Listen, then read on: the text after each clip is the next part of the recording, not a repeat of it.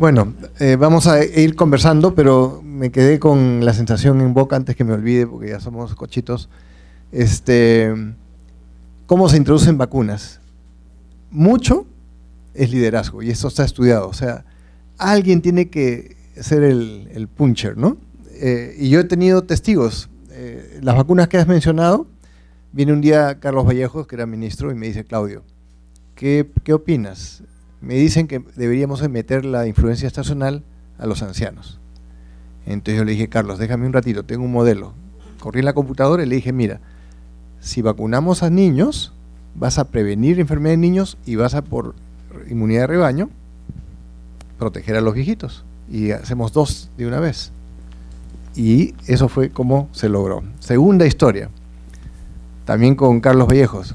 Hicimos un modelo con London School of Hygiene de cuáles eran las vacunas más costo eficaces. Y hay solo una que es costo beneficiosa, o sea que te ahorra Estado, que es la hepatitis B. Pero el beneficio es cáncer de hígado, que es 35 años más tarde.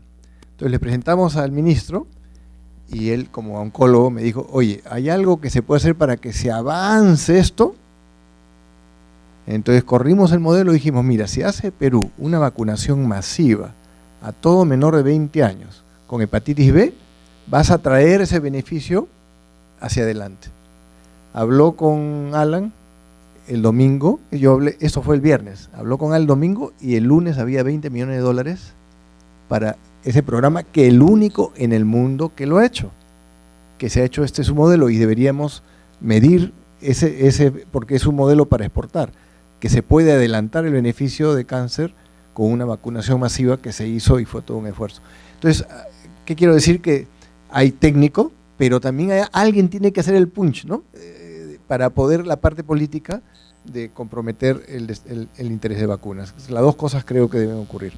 Bueno, pasemos un poquito a la discusión. No sé, de repente empezamos por la opinión de la OPS. ¿Qué le pareció el tema? ¿Cómo está lo que se ha comentado y cómo se está manejando esto en la región? Los calendarios que son súper movibles, ahí la propuesta que se ha hecho de incluir más y vacunas y más grupos etarios. ¿Qué respuesta tendría usted? Bueno, en realidad, buenas noches a todos y gracias a la academia y a los organizadores por la invitación. Se ha manejado una tonelada de información y tendríamos que tener varias sesiones para analizar algunos de los puntos críticos. Sin duda, el Perú es uno de los países que tiene el esquema más completo en este momento. Eso se reconoce y se felicita por parte de la organización, y el impacto es enorme. Mostró ahí la diapositiva del doctor. Son enfermedades graves, no son todas las prevenibles por vacunación, pero recuerdo, se evitan 1.400.000 casos de enfermedades graves, muy graves. No recuerdo, como 300.000 muertes anuales. Estos son datos de lo que pasaría si no tuviéramos vacuna, y como 50.000 casos de discapacidad permanente, tipo polio, por ejemplo, ¿no? Son números realmente espectaculares, y todo esto es gracias a la vacuna. Simplemente la viruela mataba al 25% de los niños, sarampión alrededor del 10%, y ya con eso es más que suficiente, ¿no? Pero sí debemos tener cuidado en algunos aspectos en la introducción de vacunas. No sé si me permitiría entrar en una diapositiva muy interesante de lo que menciona el doctor, de lo que significa el costo en vacunas. Muchas gracias. Porque, bueno, bien, ojalá, ya regresó, qué bueno, porque realmente la recomendación de la OMS para la introducción de vacunas es que se hagan estudios de costo-beneficio completos, que se haga un análisis completo para determinar. Uno de los puntos es la capacidad económica del país, de que introduce una vacuna y puede sostener esta vacuna. Lo que decía el doctor, la vacuna que entra ya no puede salir, debe haber un respaldo, y en el caso de Perú hay una ley, pero hay muchas más cosas que observar. Realmente cuál es la carga verdadera. Hepatitis A no es una vacuna recomendada para programas nacionales de vacunación en ningún lado. No es un problema de salud pública realmente, ¿no? La parte de cadena de frío que también mencionaba, la vacuna en jeringa prellenada ocupa 10 veces más espacio que la vacuna normal, ¿no? Entonces, eso implica que la cadena de frío se tiene que multiplicar también, ¿no? Y sobre todo los costos. Vamos a ver ahí un dato impactante. Esta es una preparación de unos materiales que estamos preparando para informar a la ministra de Salud de cuál es la situación con el fondo rotatorio precisamente. Y la recomendación es que antes de introducir una vacuna se haga un buen estudio, y sobre todo la recomendación reciente es que si los programas no están funcionando de manera óptima, no pensemos en introducir nuevas vacunas, no porque no sea necesario, sino porque el programa ya tiene problemas y los tiene que resolver antes que pensar en nuevas vacunas. Afortunadamente la introducción ha sido muy afortunada y han sido buenas decisiones. La vacuna contra varicela también tiene sus bemoles. La varicela en bajas coberturas y en un grupo de edad limitado, lo que va a hacer a la larga es que va a desplazar la edad de infección. La mitad de los niños están vacunados, la otra mitad no, o el 80% sí y 20% no. Se acumulan susceptibles, van creciendo, llegan a la adolescencia, a la edad fértil, y va a ser la edad de infección de muchas chicas, ¿sí?, que pueden tener el problema de varicela congénita, que es mucho más grave que la rubiola congénita. Entonces, a la larga podemos estar preparando un caldo de cultivo de algo que se debió haber previsto. ¿Y cómo se prevé? Asegurando buenas coberturas. No puede haber coberturas con esas vacunas de menos del 95%, no puede haber, ¿sí? Ni pueden introducir la DPT acelular en embarazadas con el 30% de meta, ¿sí? Esas son decisiones que un buen estudio previo a la introducción puede resolver, y son cosas que todavía se pueden resolver, pero son muy difíciles. Por ejemplo, lo que nos comentaba el doctor, se hace la campaña para eliminación de rubiola y se vacuna a toda la población de 1 a 39 años de edad, 20 millones de peruanos en 6 semanas, ¿sí? Con eso se asegura que no va a haber desplazamiento de la enfermedad, que todas las mujeres que fueron creciendo y un porcentaje mínimo era susceptible, tal vez el 5%, quedaron vacunadas y se acabó el problema. Es totalmente distinto a varicela al año de edad con 80% de cobertura, que seguramente va a tener un problema a largo plazo. Esta es una presentación sobre el fondo rotatorio. Voy a mencionarles rápidamente. En primer lugar, es una estrategia de cooperación, no es un mecanismo de compra de los países, es una estrategia realmente de cooperación. El doctor mencionó los principios, y algo importante, que el fondo ha sido el pilar para la introducción de nuevas vacunas en todo el continente y la erradicación de enfermedades. Bueno, aquí algunos hitos de inmunizaciones en el continente. Se crea el fondo hace 40 años, ¿sí? Bueno, ha sido respaldado repetidamente porque tiene ataques importantes por parte sobre todo de la industria, que lo quieren desaparecer porque les reduce ganancias. El precio más bajo del mercado es pérdida para los productores. El esquema propuesto que existe en Perú realmente es un esquema muy completo con muchas dosis. Algo importante que se ha criticado es la oportunidad de la vacuna influenza. Aquí lo que les quiero decir es que la vacuna para el hemisferio sur la liberan todos los laboratorios del mundo en abril. Entonces no la podemos tener ni en febrero ni en marzo en ningún lugar del mundo. Y hay presión que por qué llega tan tarde. Por esto, en ningún país tiene esta vacuna antes de abril, ¿sí?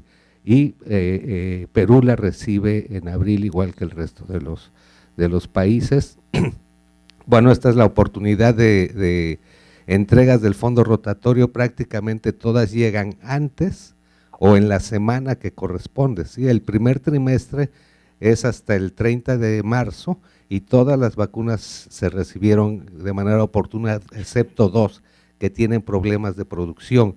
Y algo importante, aquí pusieron la influenza en el primer trimestre y en el primer trimestre no se pueden recibir, ¿no?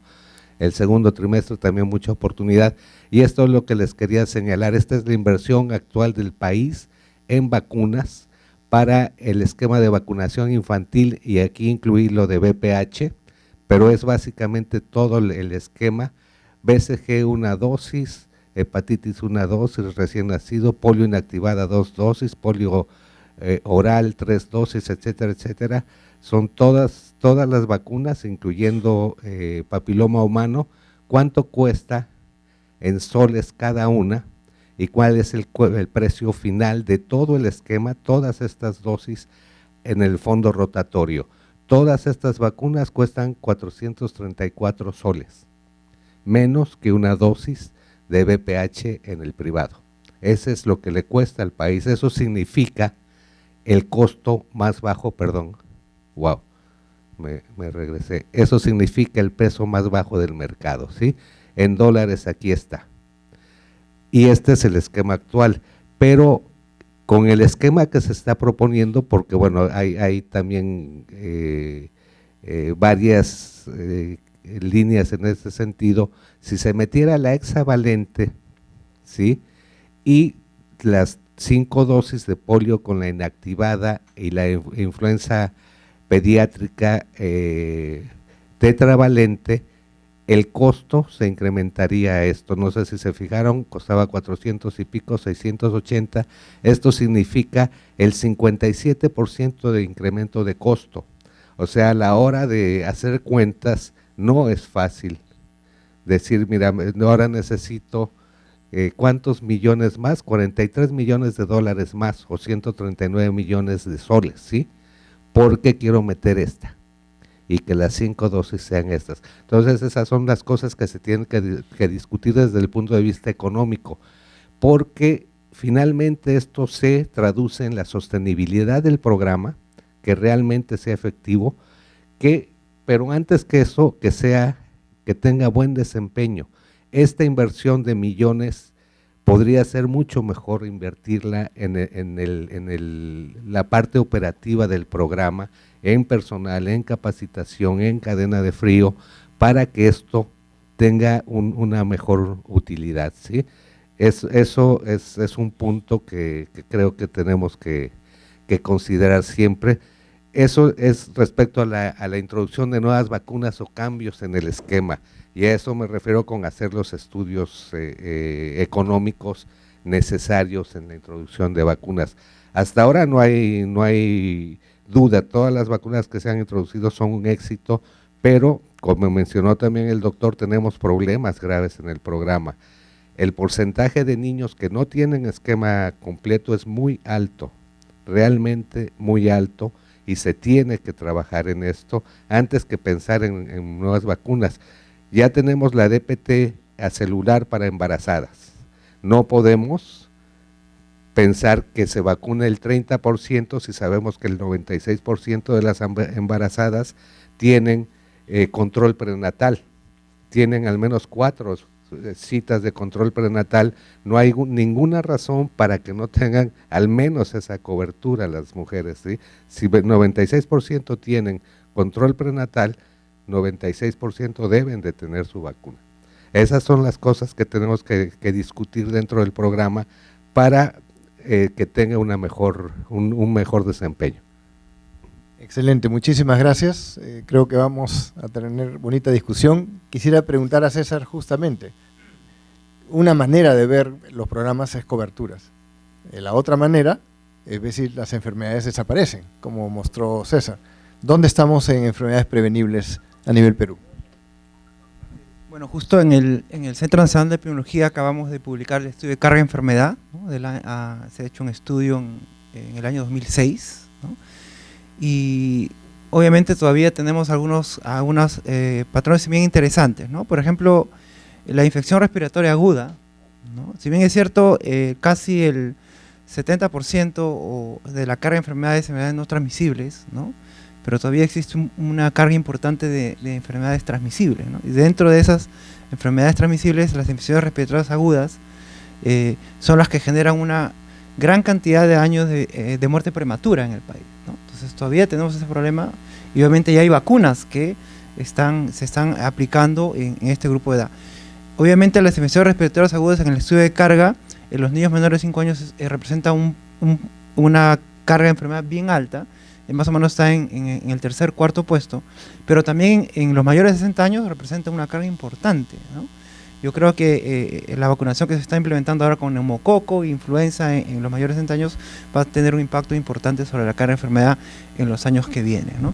Entonces yo creo que las vacunas son una herramienta muy importante y obviamente en términos de carga de enfermedad todavía estas enfermedades siguen siendo un problema importante.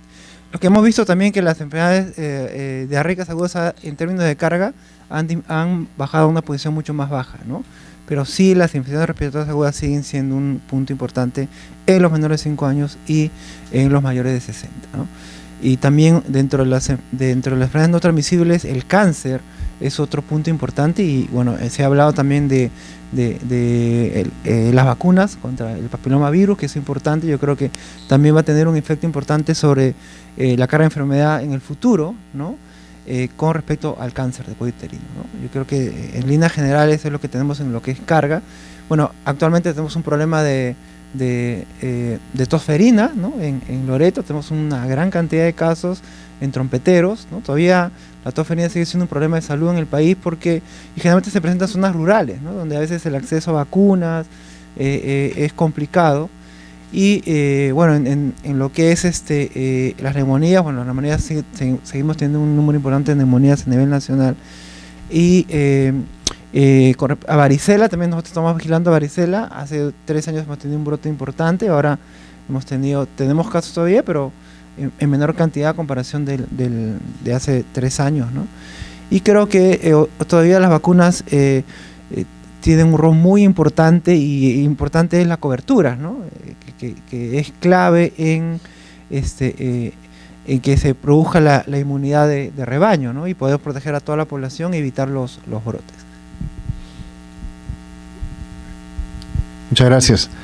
Bueno, tenemos el floor abierto para preguntas y comentarios de los asistentes. Es un tema, se ha discutido bastante información, como dice el autor, desde los programas, posibilidades de cambios, todas las vacunas que se nos vienen. Me olvidé de una que estamos, por Dios quiera, vamos a ver si hacemos un ensayo clínico con norovirus, que el próximo año. Estamos trabajando ahorita la parte epidemiológica. Takeda tiene una partícula viral, que es un viral-like particle, o sea, es una cápsula del virus, de noro, sin RNA del viral, que es con aluminio. Estuvieron pensando con qué adyuvante, y se han ido al más seguro, que es aluminio, y aparentemente van a ir a 2 dosis y va a entrar a 5 meses de edad, que es justamente el pico que empieza a cargar norovirus, ¿no?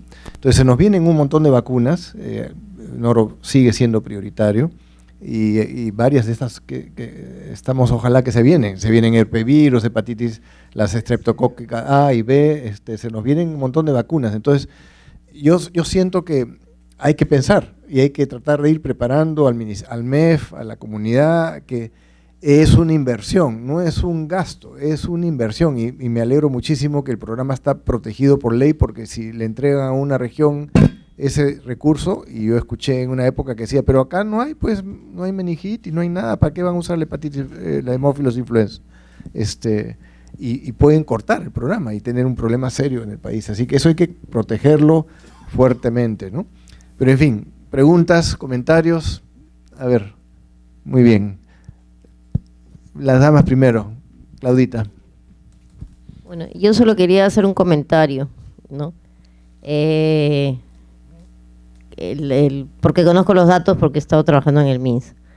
Bueno, primero que ahora ya tenemos un patrón nominal, es una cosa importante para el país. Desde el año 2016 se inició el patrón nominal y ahora se vacuna con un patrón nominal. Eso es bastante bueno porque lo que hemos notado es que hay mucha movilidad de los niños de un lugar al otro. Se registra un domicilio X y cuando vas a ese domicilio el niño no está en otro lado. Y entonces por eso ocurría una serie de problemas también que no permitían mejorar la cobertura. Ese es un punto para comentar. El segundo punto para comentar es que el MINSA en todo el Perú tiene más o menos 8.500 establecimientos de primer nivel de atención y más o menos 250 entre segundo y tercer nivel de atención. Y ahora tenemos más de 2.000 establecimientos en que se ha implementado un software informático que se llama eHali, que tiene un módulo de vacunas. Entonces, en estos 2.000 establecimientos que ya se ha implementado el módulo, todos los niños ya tienen, están en línea todos sus vacunas, ¿no? Ya está. O sea, nosotros de cualquier lugar podemos buscar el patrón y sabemos que Juan Pérez ha recibido estas vacunas, ¿no? Y eso, la idea es que ese sistema informático, que es muy sencillo y no es costoso, se termine de implementar en todos los 8.000 establecimientos de primer nivel y los 2.000 y pico de segundo y tercer nivel.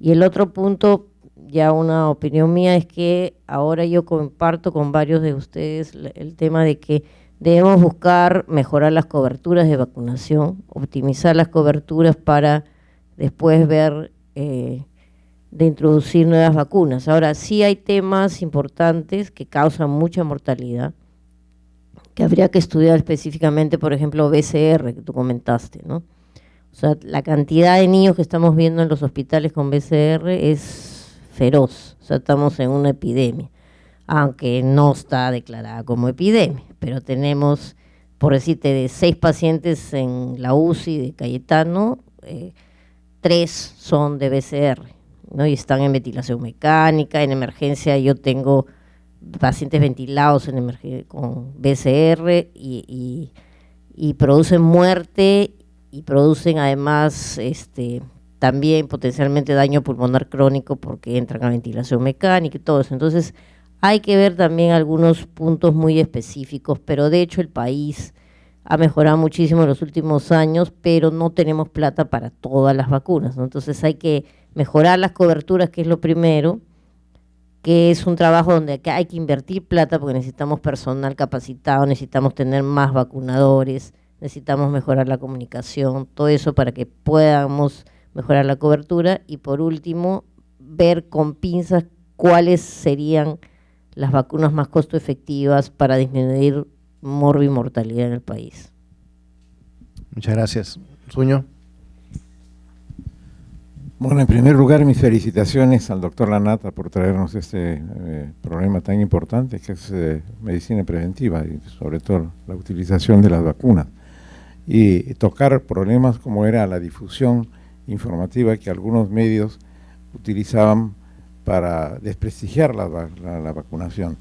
Hace unos años, y recientes, había una radio en FM y AM que mediante clarinatos inclusive llamaban, hacían alerta a las madres: no dejes vacunar a tus hijas porque le va a producir tales y tales cosas, y contra los laboratorios farmacéuticos, que son unos estafadores, que esto es por ganar dinero, y que ellos iban a hacer un proceso penal, judicial, a las autoridades, al ministro de Salud Pública y a las gentes que estaban vacunando, porque eran un tipo de genocidio lo que estaba haciendo. Una campaña muy virulenta, muy agresiva.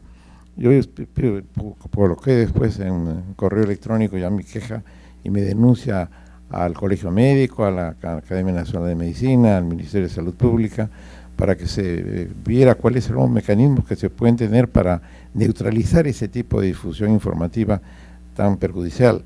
Estas estaciones, esta estación que transmitía de esa naturaleza, tenía una vinculación con algún grupo religioso, evangelista y naturista. Hacían campaña por el consumo de medios naturales, la espirulina y no sé, y se afanaban de que estaban ellos con una farmacia donde vendían productos naturales frente a la Contraloría General de la República, inclusive. O sea que contaban se hacían ver como si fuera un grupo que estaba apoyado por entidades que deberían tomar medidas sobre este asunto. Así que después se silenció esto porque se comenzó a hacer a través de las autoridades competentes, una investigación de cuáles eran las estaciones clandestinas que estaban produciendo sin autorización informaciones que son mentiras y que son falsas y que son dañinas. Pero no sé si esto ha seguido después. Y una pregunta al panel y sobre todo a la Oficina Sanitaria Panamericana. Nosotros tenemos dificultades con el BCG. ¿Qué pasa con el BCG? ¿Por qué no hay BCG en este momento en el mercado? ¿No? Y eso hace años que está pasando, la insuficiencia de la provisión de BCG, por lo menos para los programas que nosotros en medicina tropical o en dermatología utilizamos, inclusive con un medio terapéutico de inmunomodulación. No sé qué pasa con las otras vacunas, no soy pediatra y la información no la han traído los pediatras competentes, pero quisiera saber qué está pasando porque la OPC es la que proporcionaba al Perú el BCG. ¿Qué es lo que pasa con el BCG? ¿Hay algún problema de cobertura? ¿Qué dicen los pediatras? ¿Encuentra dificultades para la vacunación con BCG en un país tuberculizado? Y aquí está el doctor, el experto en tuberculosis, no sé si nos puede decir si cuenta con la provisión necesaria preventiva para la tuberculosis. Antes de contestar las preguntas, a ver si tomamos preguntas. Había una atrás, ¿sí? Y después con Lucho. En realidad tenía 3 preguntas. 2 estaban relacionadas con la influenza. En el hospital, al igual que Eduardo, me vacuné de neumococo, pero el otro brazo no pudo vacunarse contra la influenza porque no hay. Entonces quería saber qué cosa es lo que ha sucedido. ¿Es un bache? ¿Va a haber? ¿Qué cosa es lo que ha sucedido? No ha llegado todavía. Ok, entonces es un tema de esperar. Y en segundo lugar, ¿existe alguna diferencia entre hemisferio norte y hemisferio sur? Lo pregunto porque las vacunas que uno se pone aquí, probablemente a quienes viajan o nos vamos a algunos otros lugares por diversas razones, podemos ser focos de atracción o de contaminación posterior después de ese viaje. Entonces, ¿qué debemos hacer?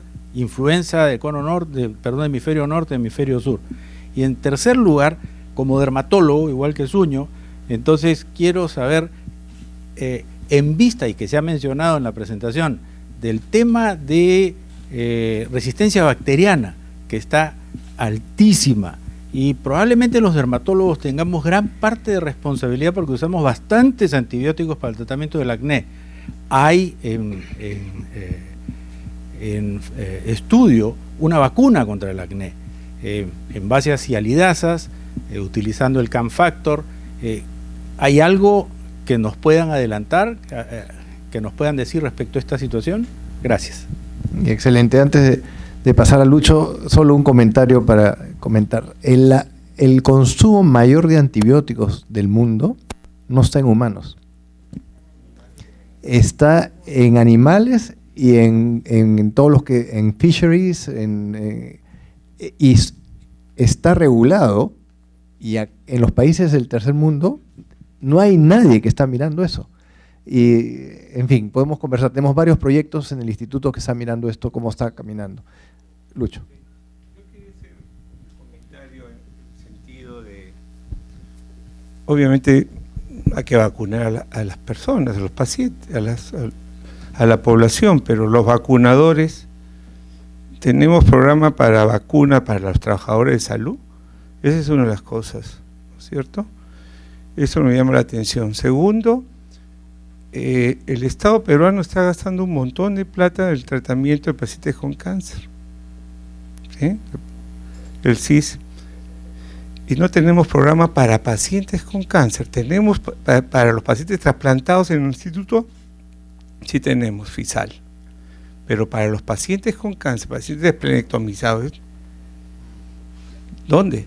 Estamos esperando esas vacunas, ¿no es cierto? Está en la norma, estamos esperando. Mi población en neoplásicas, la mitad son adultos mayores. Necesitamos vacunas, ¿correcto? Y los propios trabajadores. Y cuando vacunamos los trasplantados, cuando ocurren los trasplantados, necesito vacunar a las familias. Y necesito vacunar a la gente que cuida a los trasplantados. ¿De acuerdo? Entonces, hay varias cosas ahí. Y solamente un comentario. Yo acabo de estar en la reunión en Miami con la FIU y OMS, OPS en relación a resistencia antimicrobiana. Y hay preocupación, obviamente, por no solamente la resistencia antimicrobiana en seres humanos, sino en animales, en industria, en plantas, en peces. Entonces, ¿no es cierto? Pollos, que Perú es unos exportadores de pollos, ¿no es cierto? Y entonces, aunque últimamente están trayendo los de, creo que de Paraguay, así que por eso el sabor ha cambiado. Entonces, yo creo que sí se está buscando en lo que es resistencia, pero me gustaría escuchar algo de esas poblaciones, ¿no? Trabajadores, pacientes con cáncer, inmunosuprimidos, en efecto. Excelente, excelentes preguntas. A ver, Eduardo. La primera pregunta, BCG, ¿quieres empezar tú? Ya, el BCG se lo dejamos acá. Sobre influenza, sí, las vacunas son diferentes. Hay años que son iguales en ambos hemisferios y deberíamos de vacunarse. Si voy a estar tiempo allá o voy a estar en contacto, deberíamos de vacunarnos. El problema es que las vacunas, por ejemplo, para influenza del cono del hemisferio norte, no las tenemos acá. Lo que vamos a tener es, y porque se han hecho estudios en epidemiología, es que en el norte del país estamos hablando de Tumbes, Piura, quizás hasta Lambayeque, estamos teniendo cepas del norte, y entonces probablemente se vacune esa población con vacuna del hemisferio norte al comienzo de año, y después, cuando llegue la del otro, se va a vacunar. Lo que dices que deberíamos vacunarnos, sí. El otro día yo veo pacientes pediátricos y me llamó a mí la atención, por ejemplo, que llegó una areomosa y le dije, vamos a colocar la vacuna de tu hijo de influenza y todas esas cosas, y a ellos no le colocan. Y yo también estoy totalmente de acuerdo con tu pregunta, Lucho, que debemos de vacunar a personal. Está en la norma, pero tenemos que empezar a ajustar esas cosas. Y algunas cosas que sí podríamos hacer es, por ejemplo, ustedes que tienen una buena cantidad de pacientes trasplantados, tener, por poner un ejemplo, influenza B en su centro de salud, para no estarla repartiendo por todas partes. Porque el problema es que compramos influenza B para adultos y la empezamos a repartir en todos los hospitales, y en verdad el que necesita se la acaba en 2x3 y hay vacuna que se va perdiendo. Entonces, sería bueno tener eso, como lo que estamos pensando hacer, por ejemplo, para los recién nacidos que nacen de madres con hepatitis B. Tener centros donde tú sepas, llamo a tal centro y ahí tengo mi inmunoglobulina específica para hepatitis B, donde voy a recoger y voy a vacunar a pero no desperdigarla en los hospitales, porque si la desperdigamos entre los hospitales, el problema va a ser que se va a perder. Entonces, eso es lo que no queremos. Entonces, tenemos que buscar una estrategia para que esto funcione. Sé lo que sufren, porque a mí me preguntan dónde encuentro. Por ejemplo, el otro día me di con la grata noticia de que nosotros tenemos influenza B para adultos en el hospital. No sé cómo llegó ahí, pero hay. O sea que ya sabes. Sí, influenza, sí. ¿Ya? ¿Ya? Entonces, yo, y eso me lo encontré así porque ustedes tienen, porque alguien se había vacunado, ustedes tienen, sí doctor tenemos, pero nadie sabe eso y nadie sabe dónde dirigirlo. O sea, uno no habla con el otro, ¿no? Uno no habla con el otro. Y la otra cosa que sí no me van a dejar, porque yo siempre tengo una cosa, BCR, y me van a disculpar mis amigos el año pasado hemos tenido una epidemia de BCR en el hospital. Y cuando íbamos a epidemiología del hospital, nos dijeron no, porque los laboratorios que están haciendo no están certificados. Sin embargo, uno era el NAMRUT, de donde mandábamos pacientes, y teníamos BCR, y no solamente en nuestro hospital, sino tuve una charla y en la maternidad de Lima también tenían epidemia de BCR. En todas partes había epidemia de BCR, pero estaban tapando y diciendo que no. Mientras tapemos y digamos que no tenemos BCR, nadie va a preocupar por BCR. Y tenemos que decir las cosas como son. Y el año pasado, no a la viceministra que está acá, sino a la anterior viceministra, yo le había sacado una poquito de platita como para tener en los hospitales pruebas virales y fivirales, no sé, lo que se pudiera, para sacar virus respiratorios. ¿Por qué? Porque es otra de las cosas que no tiene que ver mucho con vacunas, pero que es importante. Tú no puedes poner pues al BCR al costado de la influenza, como es en los hospitales. En Chile, llega un niño, en la emergencia del hospital, le hacen y le encuentran qué cosa es. Entonces usted se va a ir a adenovirus, este va a ir a influenza, este va a ir a BCR, todos separados. No que todos están juntos, salen y a los 7 días vuelven con la otra enfermedad. Pero eso quedó en nada porque se fue la otra viceministra. Y la otra no la logré convencer, por más que usted... Este es un comentario complementario sobre influenza. El NAMRU justamente tiene varias cohortes por varios años, creo que están metidos desde el año 83. Es una base de datos que no está explotada y no está tan publicada, con pena, pero tienen cohortes en Tumbes, en Lima, en Iquitos, en Madre de Dios, en Cusco. Y en estas cohortes, que estudian no solo a niños, sino a todos los miembros del hogar, o sea, adultos, ancianos, todos los que viven en esta muestra, han demostrado lo que tú decías. O sea, cuando viene influenza, empieza en Tumbes, y el tipo de virus que está entrando en Tumbes se acerca más al hemisferio norte que el que está en Cusco. Entonces, hay una progresión en el país, porque estamos al intermedio, entre virus del norte con el virus del sur. ¿Qué haría yo con esa data que está demostrada del 83 hasta el día de ayer, estoy seguro? Es conversar con el programa, decir, necesitamos una vacuna ajustada a las diferentes partes del país para combatir esto. El otro tema es que ahorita la estacional tiene esa gran limitación, ¿no? Porque felizmente las epidemias ¿en dónde empiezan? No en América Latina, empiezan en Hong Kong, en Vietnam, en China. Entonces ahí se sientan los iluminados, porque es un grupo iluminado de la OMS, que dice, oye, ¿qué comienza a circular? Y ahí se la juegan la timba, porque ¿cómo puedes prevenir, no? Y ahí eligen y determinan en una reunión de grandes gurús, ¡boom!, humo blanco, composición de hemisferio norte y hemisferio sur. Si les liga, bacán, pues si no les liga, no hay, ¿no? Entonces, por eso viene toda esa gran búsqueda de la mejora de la vacuna de influenza que estamos en el camino, ¿no? ¿Querías comentar algo? Sí. Hace algunas veces escuché al doctor Alberto Laguna, que es médico infectólogo que ha trabajado para NANRI muchos años, hablando de 3 ciclos de influenza en el Perú. Uno que es en el norte, que es como hemisferio norte, el sur sigue siendo regional, pero hay uno en la selva realmente que no tiene... Es un mix. Es un mix, ¿no es cierto? Entonces, las políticas de vacunación, en el caso de influenza, deberían ser diferentes. Lo que pasa es que la epidemia empieza más o menos en junio. Entonces, la vacuna te está llegando con la timba, te está llegando en abril, ¿no es cierto? Y entre que repartes, en el fondo estás en mayo, empezando a vacunar.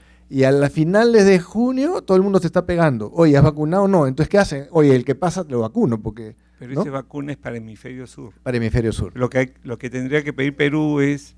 Es un tema. Es un tema. Ese es otro tema. Lo que quería pedir ya era el norte. Es un tema. Y la cuadrivalente tiene B, ¿eh? Tiene 2 As y tiene 3 As y B. O sea, yo me iría por la cuadrivalente, pero en fin, porque aumentas tu chance de que te liga la timba, pues, y vas a proteger, ¿no? Pero es un tema, es un tema. ¿Algún comentario, pregunta? Quería hablar algo.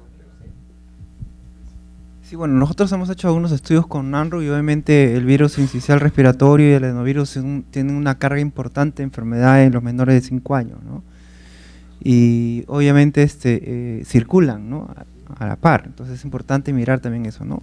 Sobre resistencia bacteriana, nosotros en el Ministerio de Salud estamos ya trabajando, vamos a implementar la vigilancia de resistencia bacteriana, donde inicialmente vamos a trabajar el componente humano, pero vamos a empezar a incluir también el componente animal, ¿no? Recién se está por aprobar ya el plan, ¿no? de vigilancia de la resistencia bacteriana, y ahorita estamos trabajando con el apoyo de OPS, estamos trabajando ya el sistema de vigilancia de la resistencia en humanos. Yo creo que a partir del siguiente año vamos a empezar a tener más información sobre resistencia, que es un problema crítico y que no estamos mirando, ¿no? El plan era 2017 al 2021. Ya estamos en 2019 y luego lo pasó hasta el 2023. Es decir, vamos a recibir los 200 años y todavía el plan no sale. Ese cuento que vamos a empezar, ya lo tenemos. Yo ya me voy a jubilar, todavía no sale. No. Ya estamos, ya hemos hecho, con el apoyo de OPS, hemos hecho ya la visita a los hospitales centinelas, se están diseñando ahorita las normas, los flujos de información. Yo supongo que el siguiente año vamos a empezar ya con lo que es resistencia. Obviamente, tiene razón el doctor, ¿no? El plan está de hace 2017 y tenemos que cambiarle el año, porque obviamente ha habido un retraso, ¿no? Pero ya ahora sí estamos empezando con la implementación de la vigilancia, y yo creo que a partir del siguiente año vamos a tener resultados. Bueno, lo de BCG, en realidad no debe haber ningún problema con BCG, es una de las vacunas más baratas y se compra en cantidades suficientes y se distribuye. Lo que pasa en muchas ocasiones es un frasco multidosis y no quieren abrir un frasquito porque, excepto en las maternidades que tienen 20 niños todos los días. Habría que ver cuál es el problema realmente. No debe de faltar, no falta la vacuna, realmente es una vacuna que es totalmente suficiente en el país y habría que investigar. Y a propósito de investigación, bueno, otro punto respecto a la influenza y la oportunidad de entrega, es conveniente mencionar que la fecha de entrega la determinan los laboratorios, no el fondo rotatorio. Nos vemos involucrados y estamos siempre presionando. El problema es que casi toda la del hemisferio sur se compra en América y todos los países tienen programa de influenza y todos la quieren la primera semana de abril, y entonces ahí empieza el problema. Pero para el mes de mayo ya va a estar ya está ahora actualmente toda la vacuna en el país. Es cuestión de redistribuir y va a haber para todos. Importante con influenza es que se aplique en grupos de riesgo, ya están definidos esos grupos de riesgo y es en los que tiene mayor eficacia. Los grupos son bien claros: mujeres embarazadas mayores de 60 años, el personal de salud es uno de los grupos de riesgo, igual que para sarampión. Entonces lo importante es que se aseguren buenas coberturas en estos grupos. Y aprovecho para mencionar, al principio platicaba con el doctor los resultados de la ENSA.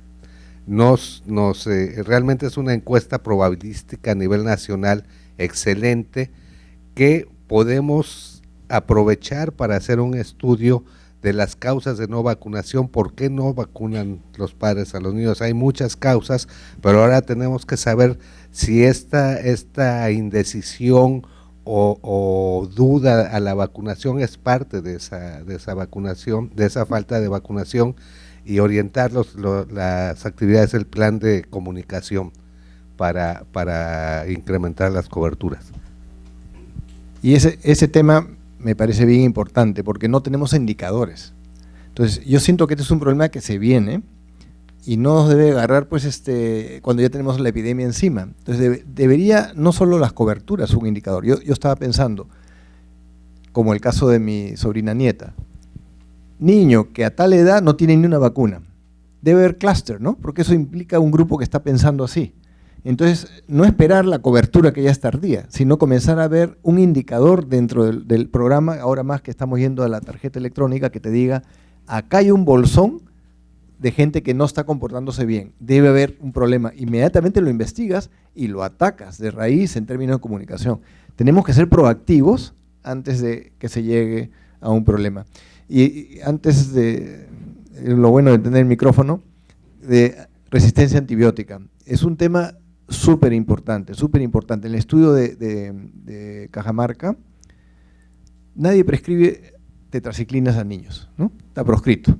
Bueno, 95% de los neumococos de niños en garganta desde los 2 meses de edad resistente a neumococo.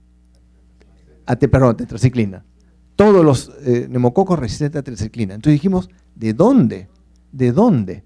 No es, ese es un concepto que está mal, que es por mala prescripción que hay problemas. No.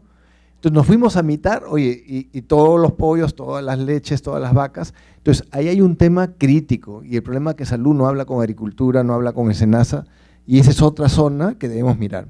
Y estamos ahorita con un piloto con la Universidad de Vanderbilt, vamos a hacer un seguimiento, chiquitos, y vamos a mirar cómo apenas empieza un problema respiratorio agudo en un niño en la casa, ¿qué pasa con esas velas? Vamos a hisopar a todos, nasofaringio, y vamos a buscar genes de resistencia antibiótica en la familia, además del niño, en el tiempo. Porque la dinámica de la introducción de un antibiótico te va a cambiar la microbiota de la garganta y posiblemente induzca una transmisión de resistencia en la familia. Vamos a ver qué aprendemos, pero yo creo que hay que ir más allá de mirar el laboratorio, las cepas que te mandan. Hay que investigar cómo está pasando. Y NAMRU se metió a mirar resistencia carbapenicilina, como se llame, en los ríos del Amazonas, y encontró en ríos lo más alejados que había en el agua cepas resistentes. Entonces yo pensé, pucha, las bacterias no son tontas, ¿no? Todo el tiempo están pasándose plásmidos, ¿no? Y te dicen, oye hermano, ¿qué hay nuevas? Oye, acá te paso ya, bacán. O sea, estamos mal pensando que el problema de antibióticos va a estar solamente en prescripción, farmacia, no. Es en el medio ambiente, en la medida que todos los desagües se van ahí, se mezclan y se vuelve un desastre. Entonces, tenemos que mirar antibióticos de una manera mucho más comprensiva para entender, y yo siento que si hay que poner énfasis es en todo lo que es crianza de animales, de pollos, de vacas, de leche. Ahí tenemos un problema muy serio que está influenciando en tu flora de estos chiquitos cajamarquinos que ya tienen una cepa multiresistente sin que nadie le haya dado ningún antibiótico a nadie de esa familia. ¿De dónde vienen? ¿No?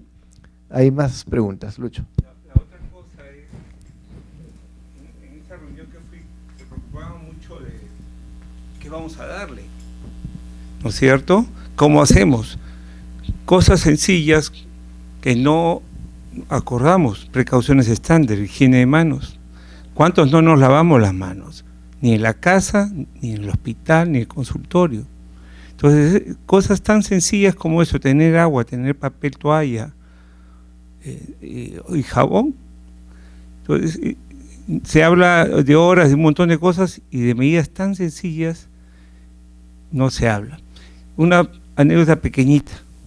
Una época que pasé por el hipódromo, un día me llama el doctor Mostajo, 3 de la mañana, un paciente era un caballo, era Laredo, que ganó el Pellegrini. Tenía una infección en la pata que ya le iba a llegar al casco, si llegaba al casco, muerto el caballo. Y bueno, tenía un estafilococo, un MARSA. Entonces, oye, yo no soy veterinario, nada, pero necesita vancomicina. Ya se multiplica por 7 para el caballo. O sea, fíjate la cantidad de antibióticos. O sea, en 10 días el caballo estaba bien, ya todo, se fue a Pellegrini y ganó. De ahí estuve trabajando 4 años, era yo el veterinario del hipódromo. Renuncié porque estaba harto, porque 2, 3 de la mañana hay que estar. Está buena, sí, Claudia. Un comentario nada más. Ahora hay una cosa que es un poco tardía, pero va a ayudar a la larga, es que el Ministerio de Educación ha dado una norma en coordinación con el Ministerio de Salud el año pasado, en diciembre, por la cual ningún niño puede entrar al colegio si no está con sus vacunas completas. Entonces ahora y está en ley, entonces los colegios privados y los colegios públicos están exigiendo que los niños tengan sus vacunas completas. Claro, ustedes dirían, bueno, pero cuando el chico entra al colegio ya debió haber recibido todas sus vacunas, ¿no? Pero esto se hace desde los jardines inicial hasta que terminan el colegio. Entonces ahí se está viendo cosas, se va a ver cosas interesantes. Por ejemplo, yo ayer en el consultorio veo a una paciente que lo primero que me dice es, yo le digo, oye, pero no, tu vacuna, tú sabes que nosotros no ponemos vacunas porque no estamos de acuerdo con las vacunas. Entonces me dice, pero ya conversé con mi esposo porque como en el colegio nos están exigiendo que le pongamos las vacunas, o sea, el hijo mayor, que acaba de nacer va a tener que ser vacunado. Bien, dije yo, o sea, esto va a tener un impacto después. Ya está desde este año que nadie va al colegio si no está vacunado, con su esquema completo. Excelente, excelente, muy bueno. Muy bien. Creo que hemos tenido un comentario, maestro. Sí.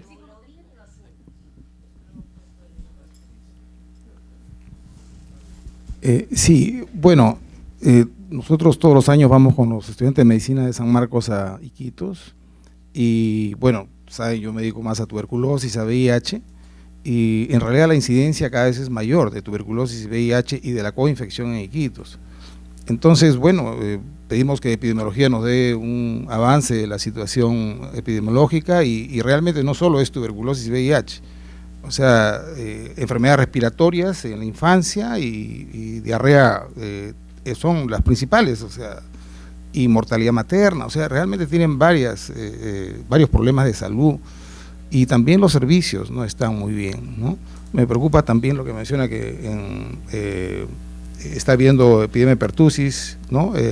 En trompeteros, o sea, ¿de qué manera? O sea, no solo vigilan la cobertura, sino digamos que todo el programa, digamos, de manera operativa está, digamos, siendo eficiente, ¿no? Porque en realidad preocupa que la cadena de frío y que se cumpla el calendario y todo esto esté realmente funcionando en un sitio tan difícil como realmente es la Amazonía de nuestro país, especialmente la región de Iquitos, si tienen indicadores de ello.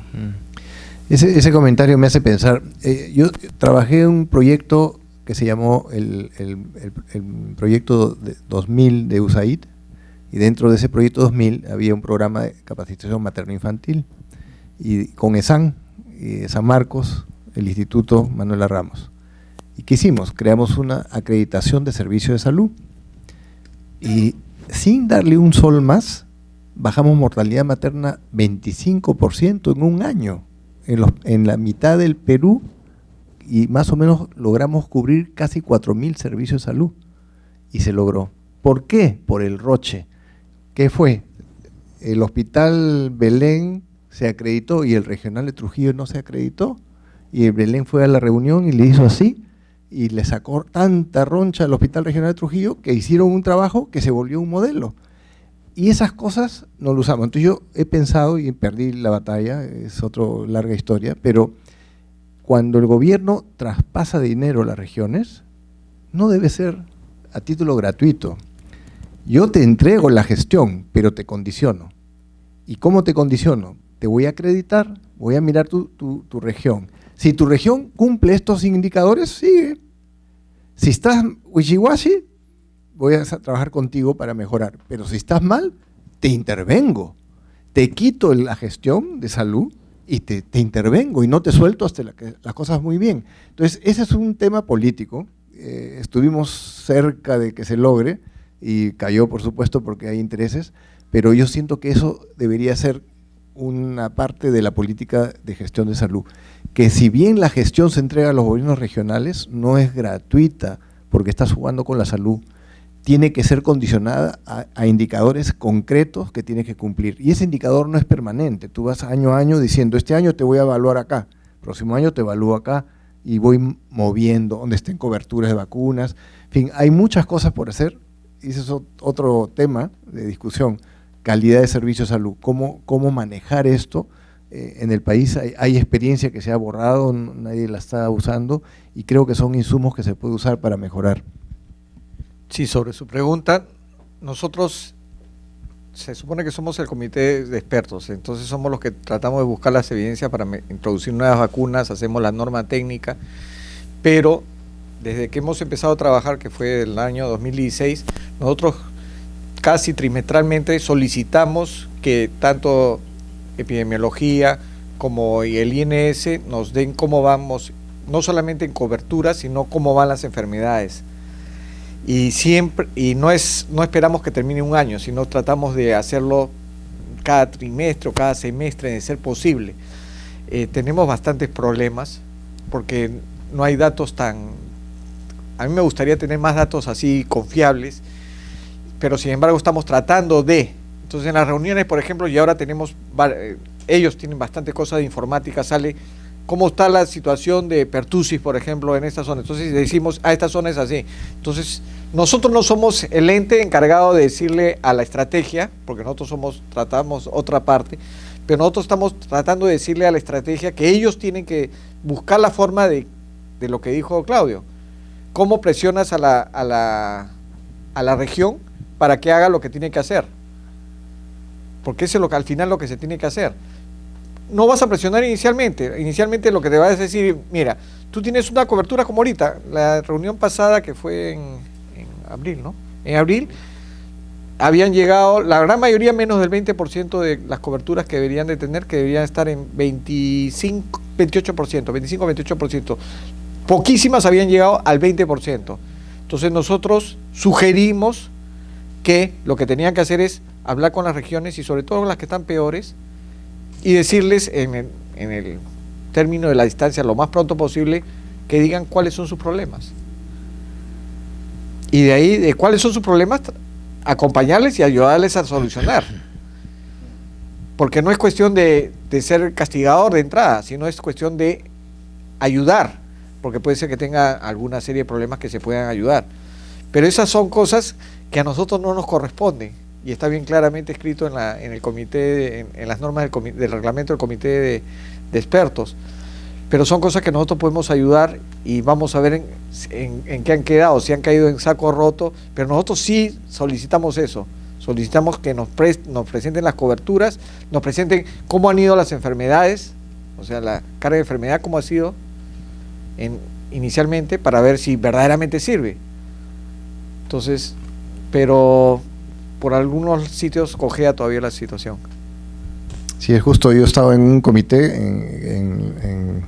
del SAGE, que es el Strategic Advisory Group, que estamos mirando la calidad de información, y uno de los temas es justamente métodos para hacer eficacia en la vigilancia de enfermedades transmisibles. Ahí el CDC ha creado un montón de nuevas maneras de crear indicadores que los países van a poder implementar para ir al meollo del asunto, para enfermedades críticamente, digamos, que se tiene que mirar para ver cómo están funcionando los programas. Bueno, la hora avanza, son un montón de temas, inmunizaciones siempre va a ser un tema apasionante, con muchas cosas para pensar a nivel programa, a nivel país, a nivel región. Hay que decirlo, Latinoamérica es el ejemplo de inmunizaciones del mundo. El fondo rotatorio yo siempre he visto qué increíble que nadie se ha copiado de esa estrategia, es la única región, y cuando lo comento con otros grupos, sí, ¿no? Y tienen que hacerlo porque proteges con eso a los programas, porque no les van a acusar de corrupción, etcétera. Son programas importantes y ojalá que tengamos éxito en evitar que los antivacunas y todos estos problemas que está emergiendo fuertemente en otras partes lo podamos manejar bien, con conciencia pública de la importancia de vacunas, con estrategias que podamos hacer y siempre mirando y comunicando la importancia de las mismas. Bueno, muchas gracias por venir.